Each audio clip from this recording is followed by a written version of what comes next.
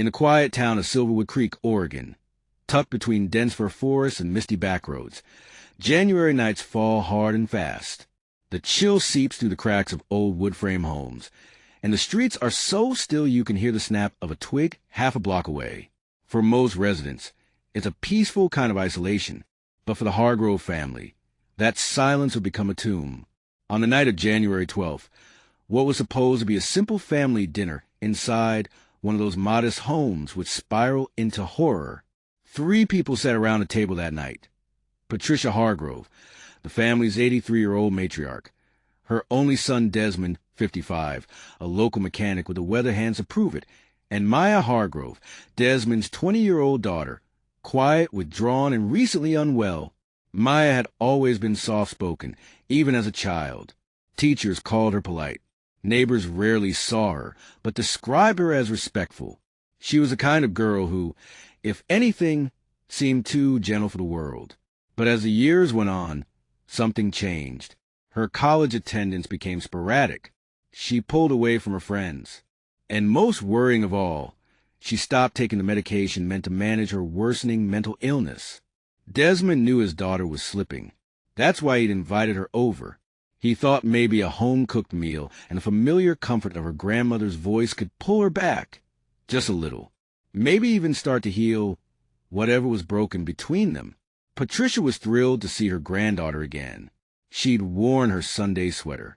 She'd even let Maya sit at the head of the table. Symbolic, she said, of the next generation taking its place. But Maya barely spoke.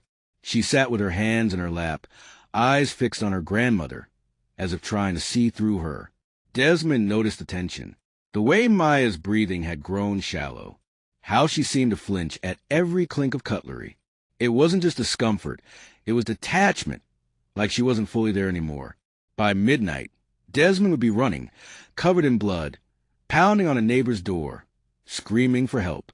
And inside that once warm and loving home, his mother, his last living parent, would be crumpled on the floor, barely recognizable, with a bloody brass candle holder beside her. What happened in that house was more than violence. It was madness in its most heartbreaking form. And when police arrived, what they found wasn't just a crime scene. It was a portrait of a mind that had completely unraveled. This isn't the story of a criminal mastermind or a stranger lurking in the dark. This is the story of someone loved, someone trusted, who shattered the world of the people closest to her. It's the kind of story that makes you double-check the locks, but also look across the table and wonder, do I really know the person sitting there? Because in Silverwood Creek, a dinner turned deadly. January in Silverwood Creek had a particular stillness about it. The trees stood bare against a gray sky, and the cold pressed through the old windows of Patricia Hargrove's modest home on Hollow Pine Road. The smell of wood smoke drifted from chimneys, and nearly every porch had a welcome mat and a lantern glowing faintly. That evening, Desmond Hargrove parked his truck in front of the home he had grown up in. He stepped out, rubbing his gloved hands together, the breath curling to his mouth in clouds. Inside waited his daughter Maya and his mother, Patricia. He had reached out to Maya 2 days earlier, asking her to join them for dinner. It had been months since they'd spoken meaningfully. Maya had drifted further from him, withdrawing into a silence he struggled to understand. He knew she'd stopped taking her medication. He knew she hadn't seen her therapist since October. But he wanted to believe that tonight, in this familiar house, with the warmth of a home-cooked meal, something could shift. Patricia, ever the optimist, had prepared her famous roast chicken and sweet yam casserole. She was frail now, her once vibrant hair now snowy and thin, her steps slower. But her spirit hadn't dimmed. She had insisted Maya sit at the head of the table. "You're the youngest Hargrove, sweetheart," she'd smiled. "That means something." Maya had barely looked at her. Dinner began quietly. Maya picked at her plate. Her hair, once always tied up neatly, now hung limp around her shoulders. Her eyes didn't meet either of theirs. Desmond tried to talk about her college classes, about the cat they'd had when she was little, about the snowstorm coming next week. But nothing stirred her.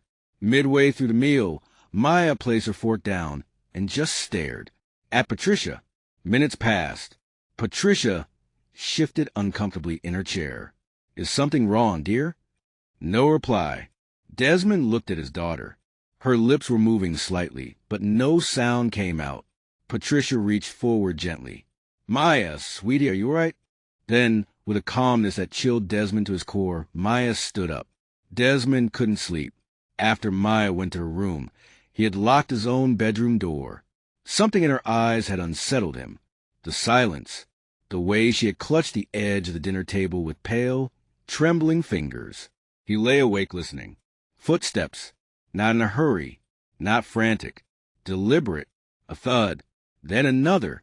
He sat up in bed, his heart pounding. Silence followed. He pressed his ear to the door. Then came the unmistakable sound of something heavy falling, followed by the sickening crack of glass. He threw open the door and ran toward the hallway. What he saw made his legs buckle.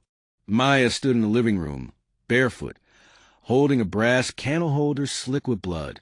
Patricia lay crumpled at the base of the recliner. Her face was unrecognizable. One hand twitched. Maya, Desmond shouted. Put it down. She didn't move. He lunged forward, but she swung the candle holder. It caught him across the shoulder, and he stumbled back.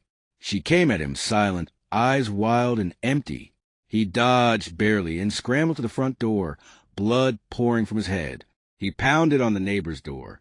Call 911. It's my daughter. Officers responded within minutes.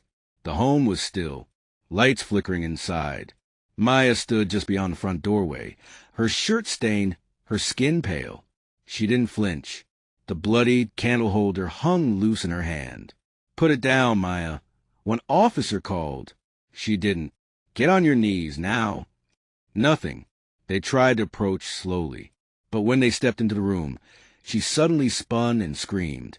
She swung the object at one officer, hitting him across the forearm.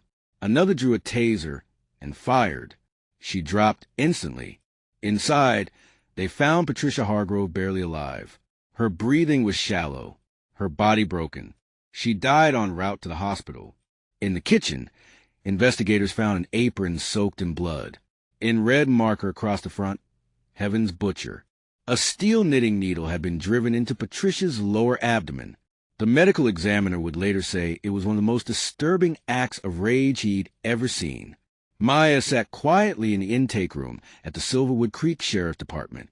She asked for water. She asked if they could loosen her cuffs. Then, without warning, she slipped her hands to the front and lunged. She sank her teeth into a deputy's arm. He screamed. Blood spilled. It took 5 officers to pin her. She never explained why, never cried, never spoke of Patricia. Desmond sat in a hospital bed, stitched and bandaged, refusing sleep. When detectives visited, he could barely speak. I invited her, he murmured. I thought we could have a normal dinner. Just one night, like before.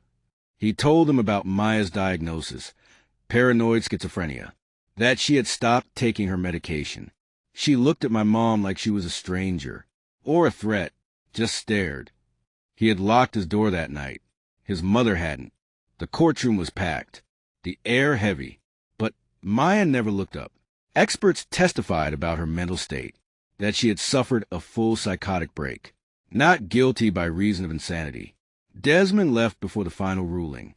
Maya was transferred to a high-security forensic psychiatric hospital. Her room had no sharp corners. The walls were a muted gray. She spoke rarely. Staff noted she spent hours drawing strange diagrams. Circles, names, scripture verses crossed out and rewritten in ink. She never asked about her grandmother or her father. Desmond Hargrove sold a house on Hollow Pine Road, moved to a small apartment outside town. He gave one statement to the press. Mental illness didn't just take my mother. It took my daughter, too. Neighbors stopped making small talk. No one mentioned Maya. But every January, a candle was lit on Patricia Hargrove's front steps. A quiet vigil for the night that shattered the illusion of safety. Sometimes, evil doesn't wear a mask. Sometimes, it doesn't come with warning signs or strangers lurking in alleys. Sometimes it's quiet, polite, the kind of evil that sits with you at the dinner table and smiles. If you're captivated by real-life mysteries and chilling crime stories, don't forget to subscribe, like, and share. There's so much more to uncover, and you won't want to miss a single case.